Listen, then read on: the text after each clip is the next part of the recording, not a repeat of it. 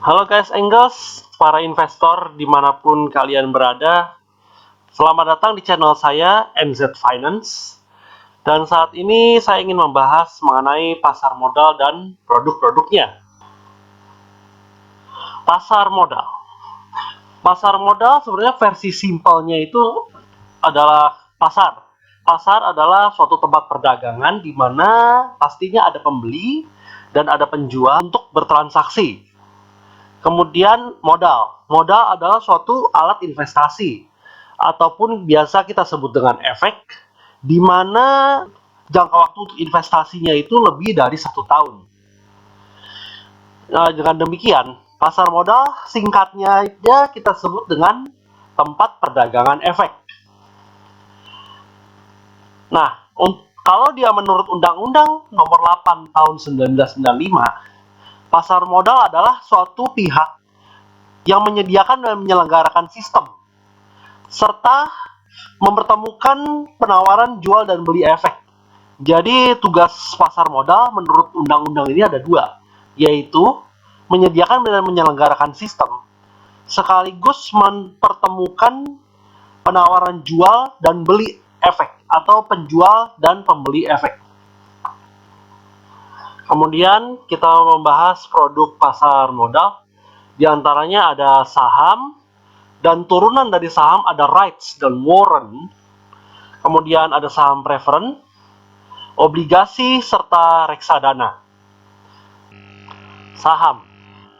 Pada dasarnya saham itu adalah suatu surat berharga yang menandakan kepemilikan perusahaan. Berarti jika Anda membeli saham, Anda membeli sebuah perusahaan.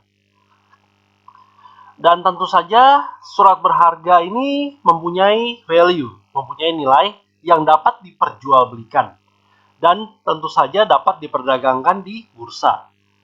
Keuntungan dari saham adalah sebagai berikut, yaitu mendapatkan capital gain, yaitu selisih harga jual dan harga beli dari saham Anda. Kemudian mendapatkan dividen. Dividen adalah imbal hasil dari perusahaan. Jadi jika perusahaan Anda untung, net income dari perusahaan Anda atau laba bersih dari perusahaan Anda akan dibagikan sebagai dividen. Namun perusahaan tidak wajib membagikannya, tergantung hasil dari rapat umum pemegang saham atau RUPS. Kemudian karakteristik daripada saham adalah memiliki potensi keuntungan yang sangat tinggi. Di sini saya bilang power atau returnnya. Jadi returnnya itu punya potensi yang sangat tinggi. Namun kelemahannya adalah memiliki vitality yang rendah ataupun fluktuasi harga yang sangat tinggi. Jadi harga dapat bergerak setiap detik. Kemudian jika Anda ingin menjual atau membeli saham, Anda dapat melakukan setiap saat pada saat jam bursa. Di sini saya kasih agility dengan agility yang menandakan likuiditas saham. Nah, di sini penyelesaian saham adalah T+2. Jadi, ketika Anda membeli suatu saham, Anda akan mendapatkan sahamnya dari kedua setelah Anda melakukan transaksi. Rights. Pada dasarnya, rights adalah suatu produk turunan dari saham yang menandakan hak untuk membeli saham. Dan hanya diterbitkan pada saat penerbitan saham baru.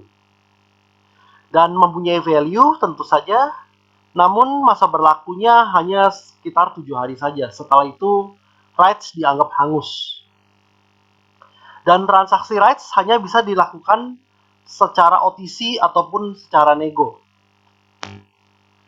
Nah, keuntungan dari rights hanya mendapatkan sebatas capital gain saja. Terkait dari karakteristik dari rights, secara potensial return tidak begitu tinggi, karena pada dasarnya rights digunakan untuk menebus atau membeli suatu saham di harga yang telah ditentukan. Karena perdagangannya melalui OTC ataupun nego, jadinya volatilitasnya tidak begitu tinggi.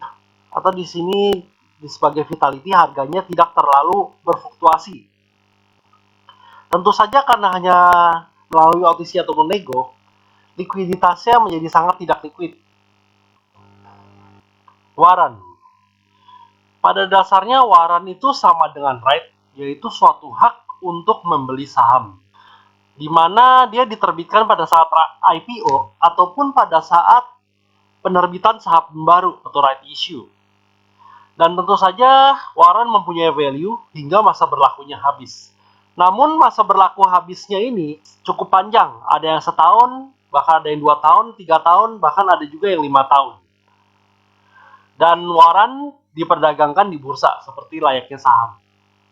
Dan keuntungan dari warrant hanya mendapatkan capital gain saja. Nah, terkait return, karena hanya bisa dapatkan capital gain saja, maka di sini keuntungannya tidak sebesar saham. Karena saham pun bisa mendapatkan dividen, tapi warrant tidak. Nah, karena dia perdagangkan di bursa atau di pasar saham, maka fluktuasi harga cenderung tinggi. Maka di sini vitality-nya rendah.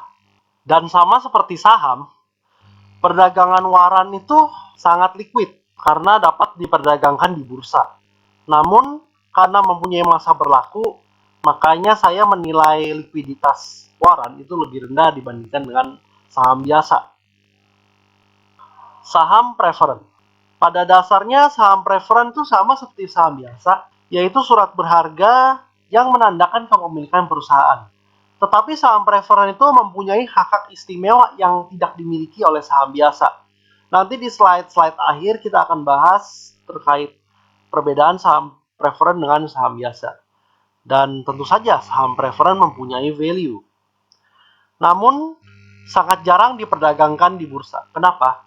Karena dari 600 lebih saham, hanya ada 3 saham preferen yang diperdagangkan di bursa. Jadi saham biasa dan saham preferennya itu diperdagangkan di bursa.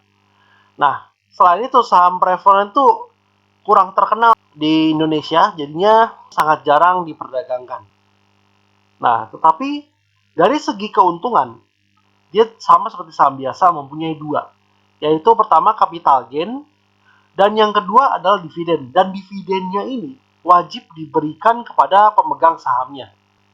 Nah, terkait dengan potensial return, saham preferen itu sama seperti saham biasa, dengan potensial keuntungan yang sangat besar. Dan uniknya lagi, saham preferen itu bisa dijadikan saham biasa jika pemegang saham preferennya ini mau menjadikannya suatu saham biasa. Namun, karena jarang diperdagangkan, fluktuasi harganya tidak begitu terlalu kelihatan karena pada dasarnya perdagangan saham preferen itu cukup jarang dilirik sama nasabah ataupun investor karena memiliki likuiditas yang rendah. Masyarakat banyak yang tidak tahu adanya saham preferen ini, makanya menjadikan likuiditasnya sangat rendah.